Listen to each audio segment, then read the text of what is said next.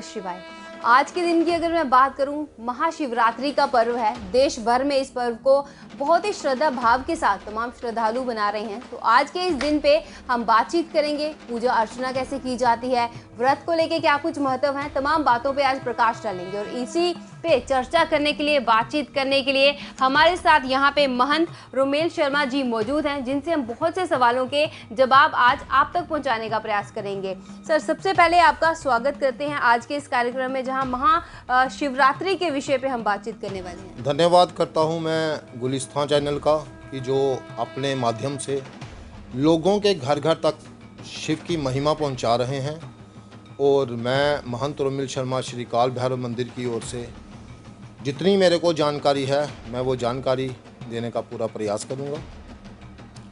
जैसे कि आज शिवरात्रि है और ये बहुत ही बड़ा पर्व रहता है और बहुत ही भक्तों को इस दिन का इंतज़ार रहता है, शिव भक्तों को, कि शिवरात्रि आई है और हमने व्रत रखना है, हमने पूजा करनी है, 4 पहर की पूजा करनी है।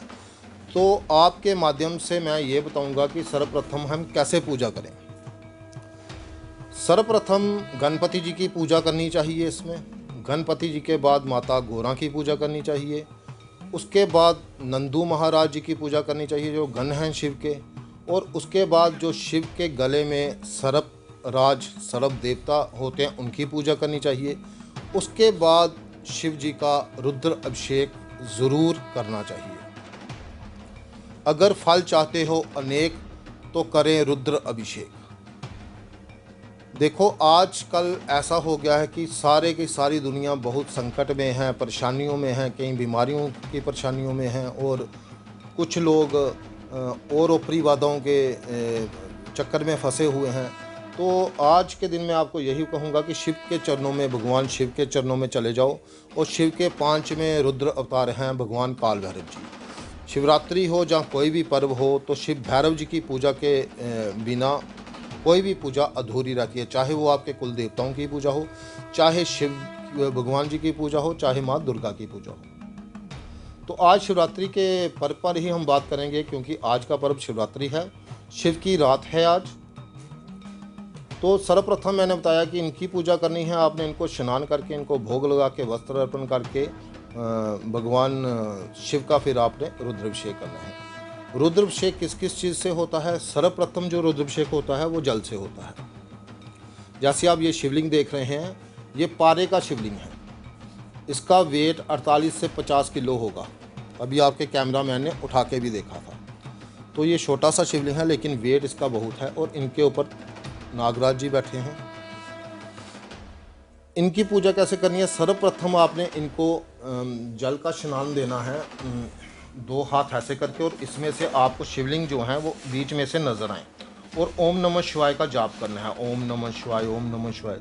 अगर मंत्र आपको कोई नहीं भी आता है तो ओम नमः शिवाय का जाप ही आप कर सकते हैं। इसके तत्पश्चात आपको दूध का स्नान करवाना है। दूध का स्नान जो होता है, वो कहते हैं जो दूध का स्नान करवाता है वो फलता फूलता है और भगवान शिव की कृपा रहती है उस पर। दूध के स्नान के बाद आपको फिर जल का स्नान करा के भोले शंकर जी को फिर दही का स्नान कराना है।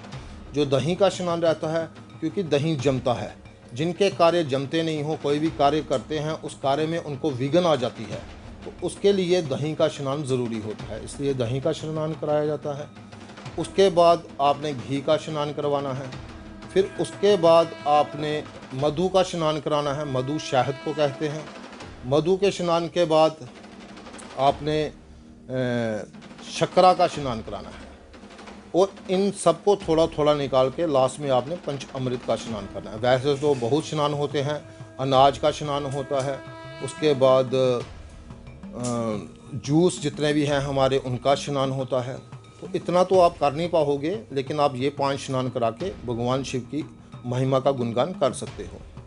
तो आज आपने यही करना है, ये स्नान कराइए और भोले शंकर जी को सफ़ेद रंग की धोती जरूर अर्पण कीजिए आज के दिन। एक गरबा, खड़ाऊँ और धोती। भगवान शंकर की कृपा आप पर बनी रहे, ऐसे ही हम प्रार्थना करते हैं। आगे आप कुछ पूछ सकते हैं भक्तों के लिए, तो मैं आपको उसका जितनी मेरे को जानकारी होगी मैं उत्तर दूँगा। आज जैसे कि महाशिवरात्रि का पर्व है, बहुत सी महिलाएं आज के दिन व्रत भी रखती हैं। कहा जाता है कि जो विवाहित महिलाएं हैं उनके लिए खास तौर पे बहुत महत्व है इस व्रत का। इस विषय पे तमाम जितने भी विवाहित महिलाएं हैं या अविवाहित महिलाएं हैं या बाकी के जितने भी घर परिवार के लोग हैं, उन्हें इस व्रत को लेके क्या कुछ आप बताना चाहेंगे कि क्या कुछ फायदे? सर्वप्रथम तो कोई भी भगवान शिव का व्रत रख सकता है। कुंवारी बहनें हैं जो मेरी, वो भी रख सकती हैं। अपने अच्छे घर शादी हो, अच्छा उन्हें दुल्हा मिले, उनके लिए आज से व्रत वो शुरू कर सकती हैं शिवरात्रि के व्रत से। और जो भक्त किसी भी परेशानी से गुजर रहे हैं वो शिवरात्रि के व्रत के साथ व्रत शुरू कर दें। उसके बाद सोमव्रत के व्रत शुरू करें और रोज़ भगवान शंकर का अभिषेक करें। माताएं, बहनें, बच्चे सारे व्रत कर सकते हैं। इसमें अगर निर्जल रहें तो बहुत ही उत्तम है। अगर निर्जल नहीं रह सकते फिर दूध वगैरह पी सकते हैं, फल खा सकते हैं। बाकी अगर कोई घर में मरीज़ है, कोई बीमारी से पीड़ित है तो वो व्रत ना करे, उसको इसमें क्षमा याचना होती है भोले बाबा की तरफ से।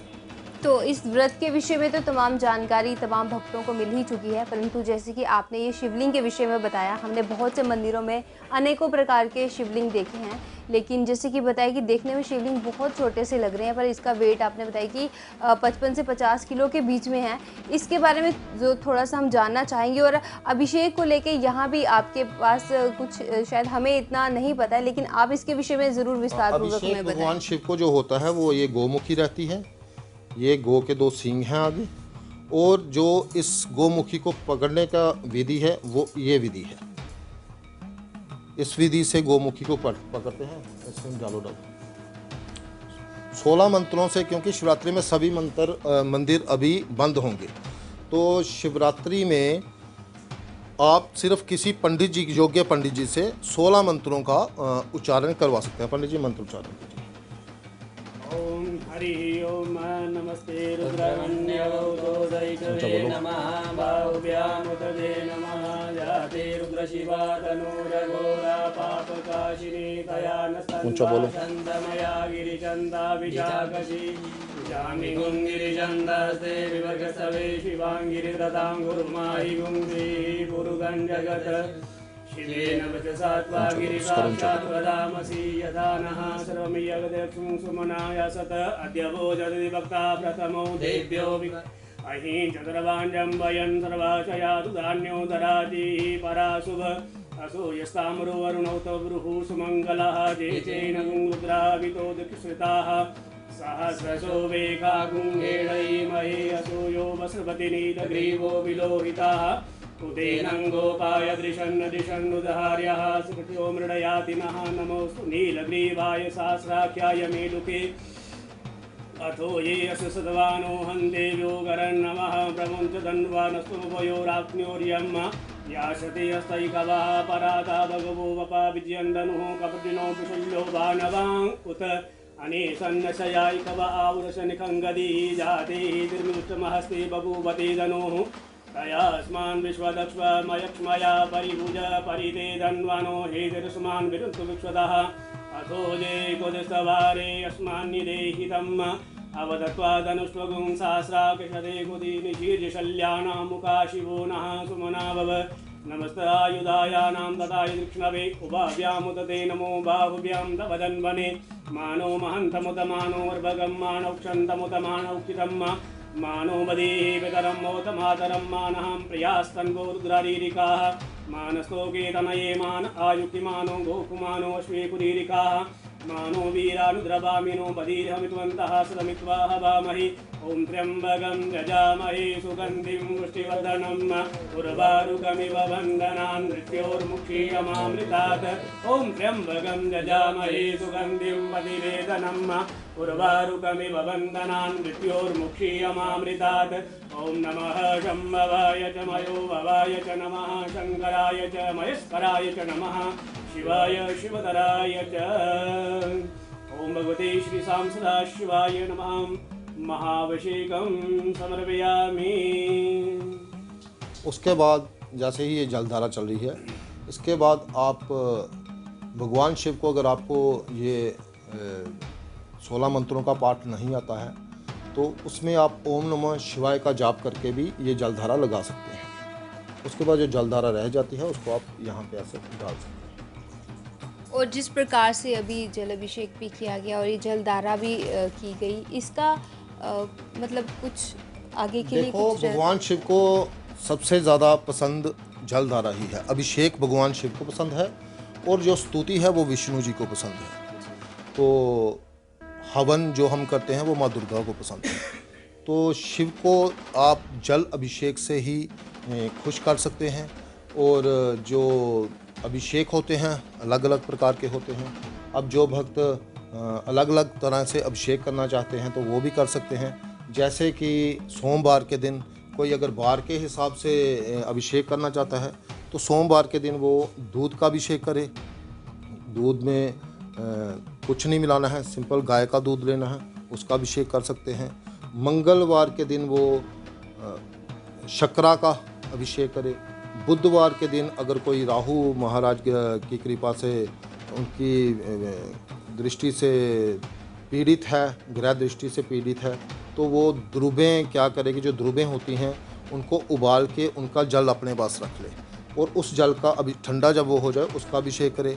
बृहस्पतिवार के दिन जिन बेटियों के विवाह वगैरह नहीं हो रहे हैं वो दूध और केसर डाल के भगवान शिव का अभिषेक कर सकते हैं। ऐसी भी मानते हैं, मान्यता है कि शिवलिंग को लड़कियां हाथ नहीं लगाती हैं। उनको जो भगवान शिव का अभिषेक करना है, ये जो स्थान रहता है ये माता पार्वती का स्थान रहता है। यहाँ पे उन्होंने जल चढ़ाना है और उन्होंने भगवान शिव और माता पार्वती दोनों का नाम लेना है उस समय। पार्वती पते शिव महादेवाय नमः, क्योंकि शिव जी के नाम से पहले माता पार्वती का नाम लेना है उन्होंने, तो फिर माता पार्वती नाराज़ नहीं होती है। ऐसे ही शुक्रवार के दिन वो दही से स्नान कर सकते हैं। शनिवार के दिन जो लोग किसी भी तरह से पीड़ित हैं अपने दुश्मनों से, जहाँ कोई लोग उनको तंग करते हैं, जहाँ ऑफिस में उनको कोई उनके बॉस वगैरह तंग करते हैं, तो वो सरसों के तेल का अभिषेक कर सकते हैं। रविवार के दिन आप ये पंचगव्य बना के, जैसे जो हमने बताया, दूध, दही, शहद, घी, शक्कर, ये डाल के पूरा बना के इनका अभिषेक कर सकते हैं। और शक्कर के जल का अभिषेक करने के दो तरीके रहते हैं। शक्करा को आप या तो सीधा लेपन कर सकते हैं, अगर लेपन नहीं करना है आपको तो शक्करा को उबाल लें, जब वो ठंडी हो जाए फिर भगवान शिव का अभिषेक करें। यानी कि अलग अलग कष्टों के निवारण के लिए भी अलग अलग प्रकार के अभिषेक बने हुए। बिल्कुल बिल्कुल, हर कष्ट के लिए। जैसे कोई बहुत पीड़ित रहता है, कोई डेथ बेड पे हो, तो रुद्राभिषेक एक ऐसा अभिषेक है जिसके करने मात्र से ही उसी समय उनको फल की प्राप्ति रहती है। इसलिए मैंने पहले ही बताया कि अगर फल चाहते हो अनेक तो करो रोज रुद्र अभिषेक। कल जैसे कि आज महाशिवरात्रि है, हम ये भी देखते हैं कि महाशिवरात्रि पे भांग पिलाई भी जाती है और भांग के पकोड़े भी खिलाए जाते हैं और कुछ लोग बहुत ज़्यादा सेवन भी इसका कर लेते हैं। इस पे ज़रूर थोड़ा सा प्रकाश डालना चाहिए। देखिए, भोले शंकर नहीं कहते हैं, भोले शंकर तो धतूरा भी खाते हैं। फिर जो भांग खाते हैं, भांग पीते हैं, ये भगवान शिव को प्रिय हैं, उन्हीं को अर्पण करनी होती हैं। तो भक्तजन अपना नशा पूरा करने के लिए कुछ ऐसे नशीले लोग होते हैं, वो भगवान शंकर जी को आगे रख के इस चीज़ का सेवन करते हैं कि वो भी करते थे। वो तो धतूरा भी खाते थे। उन्होंने जब समुद्र मंथन हुआ था तब उन्होंने जहर भी पिया था, तो फिर वो जहर भी पिए ना, मगर जिससे उनको नशा होता है वो भगवान शिव का, भगवान को, वो बहुत पापी लोग होते हैं और उनको इस पाप से मुक्ति नहीं मिल सकती। जो भगवान का नाम लेकर खुद नशा करते हैं उनको पाप की मुक्ति का किसी भी तरह से उनको फल नहीं प्राप्त हो सकता। और बाद में वो चाहे पूरी रात पूजा करें या कुछ भी करें, सुबह ऐसी चीज़ें करें, तो उनको फल की प्राप्ति नहीं होगी। कई बार ऐसा होता है कि दूसरों को भी बोल के, जानबूझ के प्रसाद बोल के खिला दिया जाता है। और हमारे हिंदू धर्म में कुछ ऐसी मान्यता है कि जब प्रसाद का नाम आता है तो हम लोग ना नहीं कर पाते हैं, क्योंकि हमारे आस्था जुड़ी होती है। तो ऐसा बोल के भी कभी कभी कहते हैं ये तो प्रसाद है, आज के दिन मना नहीं करते। ऐसा भी बहुत कुछ देखने में आता है। देखिए, प्रसाद के विषय में हम अपने में भंडारे में भी बताते रहते हैं कि उतना लो थाली में, जो ना जाए बाद में नाली में। तो प्रसाद के रूप में आप इतना सा कुछ भी ले सकते हैं। प्रसाद का मतलब होता है कि बिल्कुल एक कण सा, तो उतना आप ग्रहण कर सकते हैं, उससे किसी को नुकसान नहीं होगा, किसी को कुछ नहीं होगा। और कोई प्रसाद बोलता है तो बिल्कुल इतना सा आप ले सकते हो, क्योंकि उसकी भी मान्यता रह जाए और आपकी मर्यादा रह जाए। और इसके अलावा पूजा अर्चना के विषय में थोड़ी सी मैं बात करना चाहूँगी। क्या समय को लेके इसमें कुछ रहता है कि शिवरात्रि के दिन आपको किस समय मंदिरों में जाना चाहिए दर्शन के लिए और कब पूजा अर्चना करनी चाहिए, ऐसा कोई प्रावधान देखिए, रहता तो है? ये चीज़ है कि जब भी कोई पर्व आता है तो मंदिरों में तांते लग जाते हैं लाइनों के। ये तो बहुत गलत चीज़ है। भगवान तो उसी स्थान पे हर रोज़ बैठे हैं, फिर मेन उसी दिन के लिए इतनी चर्चा नहीं होनी चाहिए। मंदिर हर भक्त को रोज़ जाना चाहिए। हाँ, जैसे कोई दिन त्यौहार है उस दिन विशेष उनके लिए फल मिठाई वो लेके जाएं, उनको चढ़ाएं, भक्तों को बांटें। जो बाहर भिखारी बैठे होते हैं उनको बांटें, अपने हाथों से दान करें। और शिवरात्रि के दिन ऐसे भी मान्यता है कि भंडारा नहीं करना चाहिए। भक्तों को ये शायद नहीं पता है कि शिवरात्रि के रोज़ भंडारा नहीं करना चाहिए। इसके पीछे भी बहुत बड़ी कहानी है, तो वो इतनी लंबी कहानी आपके चैनल से मैं माध्यम से बता नहीं सकता। तो मेरा फ़ोन नंबर आप इस पर दे दीजिएगा। जिन भक्तों को जानना होगा, जो लगाते हैं कि क्यों नहीं लगाना चाहिए, उनको मैं विस्तार पूर्वक बता दूंगा। क्योंकि शिवरात्रि के दिन ऐसा माना जाता है कि एक तो शिव विवाह हुआ था और दूसरी मान्यता यह है कि इस दिन ही लिंग का उत्पन्न भी हुआ था। एक मान्यता और है कि भोले शंकर माता अन्नपूर्णा के पास, आपने देखा होगा कई तस्वीरों में भगवान शंकर ऐसे करके माता अन्नपूर्णा से अनाज ग्रहण कर रहे हैं। तो ऐसी बड़ी मान्यताएं हैं। तो वीडियो बहुत लंबा हो जाएगा, चर्चा बहुत लंबी हो जाएगी। तो क्योंकि आज का दिन भक्तों के पास थोड़ा है और इतना कुछ बता जाऊंगा तो वो कर भी नहीं पाएंगे। इसको किसी और दिन के लिए रखते हैं। तो बाकी इतना ही बताता हूँ, जितना बताया इतनी पूजा करिए। भगवान शंकर को आज के दिन अगर कुछ नहीं कर सकते, जल का अभिषेक कीजिए। बिलपत्री आप तोड़ सकते हैं, शिवरात्रि के दिन बिलपत्री नहीं तोड़नी है। बिलपत्री चढ़ा सकते हैं, धतूरा चढ़ा सकते हैं। प्रसाद के लिए चाहे घर से इतनी सी शक्कर ले जाएं, वो, क्योंकि भगवान सिर्फ वासना के भूखे होते हैं, तो वो चढ़ा दीजिए। और जो मैंने पूजा विधि बताई है, जितनी मेरे को जानकारी थी, पहले गणपति जी की पूजा, एक बिलपत्री एक पुष्प गणपति जी को चढ़ा दो। नंदी महाराज की 2 नंबर पे पूजा कीजिए। फिर माता गौरा की पूजा कीजिए। फिर ये जो सर्प जैसे ऊपर शिव जी के गले में है, इनकी पूजा कीजिए। उसके बाद आप अभिषेक करिएगा। तो ये उत्तम पूजा रहेगी आज के दिन। और इसके बाद आरती कपूर घोरम जो आरती है, ये छोटी सी एक आरती कर लीजिएगा। क्योंकि अगर आप ही इतनी लंबी पूजा करेंगे तो बाकी भक्त बेचारे वैसे ही रह जाएंगे। थोड़े में करिए, अच्छी करिए।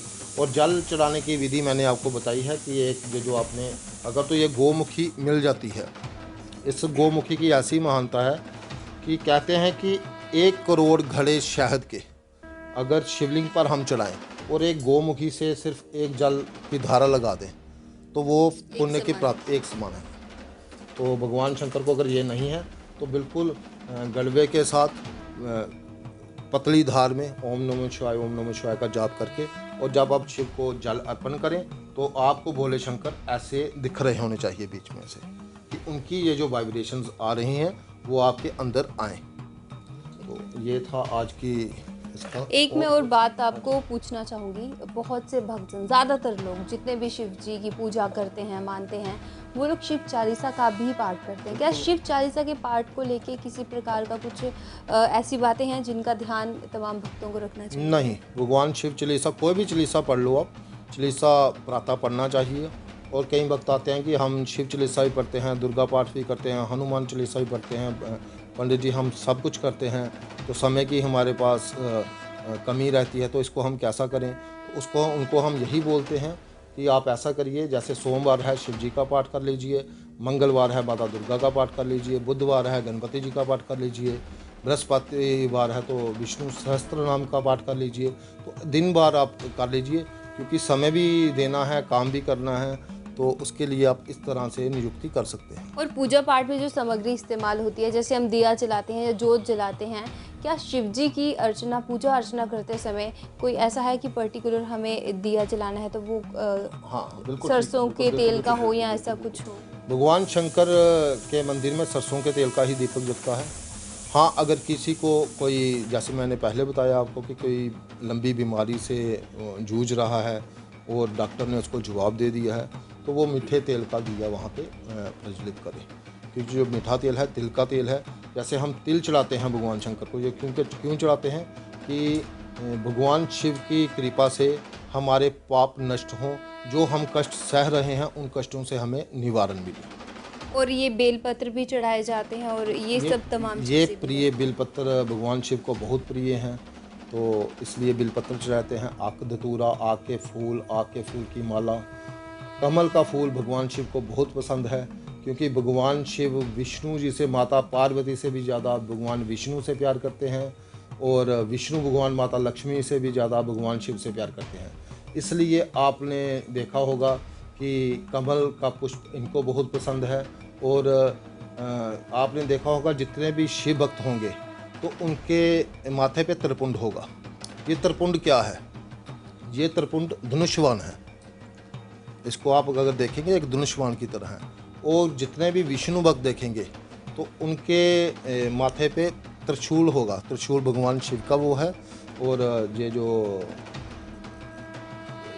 शिव भगवान जी का है त्रिपुंड, ये भगवान विष्णु का है, और त्रिशूल भगवान शिव का है। और जो बेलपत्र चढ़ाते हैं, हमने कहीं से ये भी सुना है, थोड़ा सा ज़रूर जानना चाहेंगे कि एक 3 पत्तों वाला भी होता है और एक 5 कुछ ऐसे करके होता है, इसका भी कुछ रहता है? देखो, इसमें बिलपत्री अलग अलग आती है। 3 पत्तों वाली भी आती है, 5 पत्तों, एक अखंड बिलपत्री होती है। उसको 13 पत्ते भी होते हैं। अच्छा। वो लंबी सी होती है। जम्मू में वो कम है, काशी वगैरह में, महाकालेश्वर वगैरह में वो वहाँ पे आसानी से मिल जाती है। तो बिलपत्र आप जब भी चढ़ाएं तो बिलपत्र का जो पिछला भाग होता है ना, जैसे ये समझ लो कि ये बिलपत्री है। बिलपत्री इस समय मेरे पास उपलब्ध नहीं है यहाँ पे, तो ये आपने पीछे से तोड़ देनी है थोड़ी सी, यानी उसकी टहनी का कुछ भाग आप हाँ तोड़ देना, ठीक है। और भगवान शिव को बिलपत्री जब भी चढ़े, किसी भी भगवान को कोई भी पुष्प चढ़ता है तो वो सीधे चढ़ता है। ऐसे ही बिलपत्री भगवान शिव को उल्टी चढ़ाई जाती है। और बिलपत्री अगर आपको ना मिले, एक बिलपत्री आप 10 बार भी इस्तेमाल कर सकते हैं, धो के दोबारा चला सकते हैं, ये कभी बासी नहीं होती। तो जैसे कि आपने सुना किस प्रकार से पूजा अर्चना करनी है, आप लोग अभिषेक जो करते हैं, कौन से अभिषेक का क्या महत्व है, आपकी अलग अलग प्रकार की जो समस्याएं हैं, उन समस्याओं के निवारण किस प्रकार से हो सकते हैं, आज हमें यहाँ पे उसकी संपूर्ण जानकारी मिली है। इसके अलावा अगर आप अपने किसी भी कार्य की बाधा में पड़े हुए हैं तो आप डायरेक्ट यहाँ पे आ सकते हैं जम्मू में, इस स्थान पे आके अपनी समस्याओं का निवारण के लिए बातचीत भी कर सकते हैं। तो अगर कोई भी हमारे जितने भी व्यूअर्स देख रहे हैं उनमें से कोई भी आपके पास आना चाहे या आपसे कांटेक्ट करना चाहे तो ज़रूर आप अपना कांटेक्ट और ऑफिस का एड्रेस ज़रूर शेयर कीजिए। देखिए, ऑफिस का एड्रेस तो मेरे हिसाब से पूरे जम्मू को पता है और बाहर भी पता है कि भैरव मंदिर, चौक चबूतरा प्राचीन भैरव मंदिर, वहाँ का मैं महंत हूँ। और यहाँ से निस्वार्थ और किसी से कोई भी पैसा लिए बिना उनके यहाँ पे कार्य होते हैं, और लोगों को जितनी जानकारी मेरे को प्राप्त होती है उतनी जानकारी मैं उनको दे देता हूँ। फिर भी किसी ने कुछ पूछना है तो रोज़ मैं शाम को 6 बजे से लेकर 8 बजे तक मंदिर में होता हूँ। आप आ सकते हैं, अपनी दुख तकलीफ़ मेरे को बता सकते हैं। और आपको एक चीज़ और बताना चाहता हूँ कि एक संत हो, एक पंत हो, एक ईश्वर हो तो वो ज़्यादा अच्छा रहता है। जगह जगह मत भटकिए। ये जो ढोंगी बाबे, ये जो सियाने होते हैं, इनके पास लोग जाते हैं तो अलग अलग विधियाँ करते हैं। कुछ ऊपरी बाधाओं की निवारण के लिए कुछ उल्टा तांत्रिक विधियां करते हैं, जिनसे उनको भी नुकसान होगा और कराने वाले को भी नुकसान होगा। तो ऐसी विधियों में मत पड़िए। भगवान शिव की ये जो मैंने बोला कि एक अभिषेक कर लीजिए करिएगा। आप 41 दिन अभिषेक करके देखिए, सिर्फ जल का अभिषेक करके देखिए। अगर आपको अच्छा नहीं लगा और आपके कार्य नहीं सिद्ध होंगे तो आप भैरव मंदिर आके मेरे को बोल सकते हैं कि महंत जी ये कार्य हमारा नहीं हुआ, हमने शिवरात्रि से ये शुरू किया था और आज हमारे 41 दिन हो गए। तो भगवान शिव बहुत भोले वाले हैं, पल भर में सबको खुश कर देते हैं। और इन्हीं के स्वरूप हैं काल भैरव जी, जिनका बाल रूप बहुत बोला है और काल रूप बहुत ही बुरा है। इसलिए भगवान शिव की पूजा करें, रुद्राभिषेक करें। चाहते हो फल अनेक तो रोज करिए रुद्राभिषेक। जय श्री महाकाल। तो जैसे कि आज आपने सुना, आज महाशिवरात्रि के उपलक्ष्य पे तमाम जानकारी उन तमाम भक्तों के लिए थी जो इस इंतज़ार में बैठे थे कि उन्हें पता चले कि अभिषेक आखिरकार किन चीज़ों के लिए, किन चीज़ों के निवारण के लिए होते हैं, या फिर अभिषेक करके भगवान को किस प्रकार से प्रसन्न किया जा सकता है। तो यहाँ पे आज ये खास जो बातचीत थी, महंत रोमेल शर्मा जी हमारे साथ मौजूद थे, जिन्होंने अपना ज्ञान आप सब लोगों तक पहुँचाने का प्रयास किया और आप सब लोगों को एक बहुत ही अच्छी बात ये भी कही है कि विश्वास तो कीजिए परंतु अंधविश्वासों में मत पड़िए। अब आने वाले समय में जितने भी दिन त्योहार रहेंगे जम्मू कश्मीर में, उन विषयों पर भी तमाम जानकारी आप तक पहुंचाने का प्रयास करेंगे। अब तक के लिए इतना ही। मैं रितिका राजपूत, कैमरामैन गगनदीप के साथ, धन्यवाद।